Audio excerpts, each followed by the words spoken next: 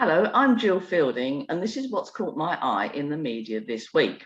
Well, first of all, I have to say not much has caught my eye in the media this week because the media, every internet news site is full of the Ukrainian situation.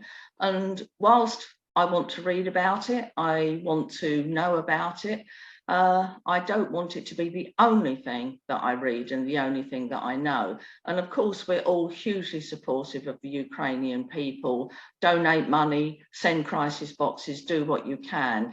But at the end of the day, we have to get some perspective in our lives. It's not the only thing that's going on. And so I've struggled to find stuff that I want to read, other things, quirky stories and money stories that I'm normally interested in.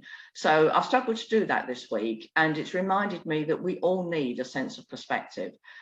Obviously, the Ukrainian situation is terrible, but I've still got to keep feeding my cat and getting up in the morning and doing my shopping. So I think as an individual, I just want to say, keep a perspective on life. Obviously be aware of the world situation, but keep your own perspective and perhaps don't overload yourself with negative stories. So that's the first thing. Second thing I wanted to say is kind of connected, and that's about what I call the double disappointment. And there's lots of bad things going on financially. There's rising inflation, increasing national insurance rates, energy prices are going up, cost of living is going up, everybody's struggling with the household bills. But what frustrates me is when I'm surfing around the internet or reading the press, and there'll be a headline that will say, read this article, click this link, and we'll tell you how you can save money on your electricity bills, for example. And you follow the link, and there's no such guidance at all. They're just repeating the situation, which is energy prices are going up. The price cap raise went up in April and will go up again in October.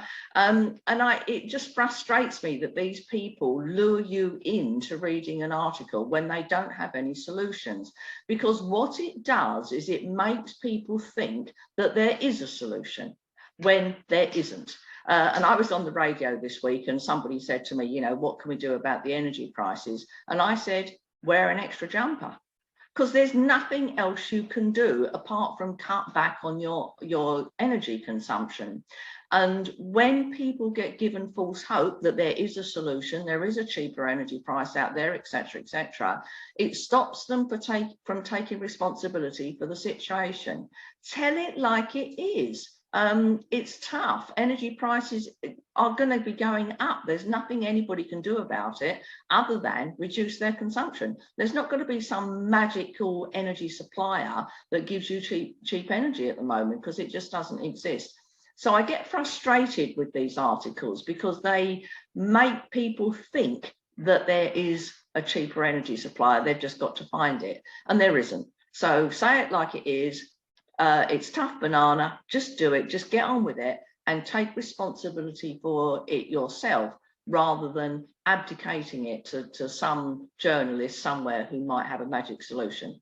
They don't. I read a lovely story this week about a man called Emmanuel Tulo. He's a Liberian guy, and he comes from very, very poor circumstances. He had to leave school at the age of 9 when his father died to help support the family. And 10 years later, at the age of 19, he was working as a motorcycle taxi driver when he found by the side of the street a bag that had $50,000 in it. Now, for him, it must have represented a lifetime's worth of money. It must have meant he could never work again, but he handed it in. He handed it in and didn't keep it. And a lot of people would have said, oh, what an idiot he was, because he could have kept that money and, you know, provided for himself and his family. But what he got in return to him was far more valuable, because people started to give him bits of money, to give him goods, and most importantly to him, They gave him the right to education back, and he's now back at school. He's picked up from being a 9-year-old and he's learning some basics. There's an American college that has offered him a full scholarship when he gets to that level, so that he can go and study there. And to him, that's much more valuable than the money. And I think there's a couple of really important learnings there.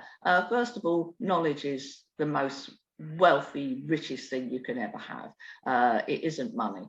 And secondly, it just goes to show that honesty does pay. And for him, his integrity and his honesty meant that he had to hand that money in. And good on you, Emmanuel. I wish you luck and good fortune with all of your knowledge and education that you're about to get. And finally, did you read the story this week about Darwin's notebooks have been returned to a Cambridge library after 22 years? Now, my first thought was, wow, that's one hell of an overdue library fine, but it wasn't anything to do with that. These books have been stolen 22 years ago, and there's been a huge initiative to get these Darwin's notebooks, which include his diagram of the Tree of Life, back into the library and back into public hands. And they have, of course, now been returned, and they're unscathed and they're wrapped up, and obviously the person who took them has had them in their understairs cupboard or something for 22 years and has returned them, because whoever took them has realized this fundamental fact: if you can't sell something, the asset you have has no value. And that's a lesson for us all. Not that we're all going to go out and steal notebooks, of course, but if you're going to invest and invest in assets, those assets have to be transferable. You have to be able to transact them on an open market, because until you can find a buyer, a willing buyer, several willing buyers, your asset has no value. So stick to trading and investing in assets which have a value, where there are a ready supply of buyers, and then your asset has value. Otherwise, it has none. Well, keep safe, have a good week, and I'll speak to you soon.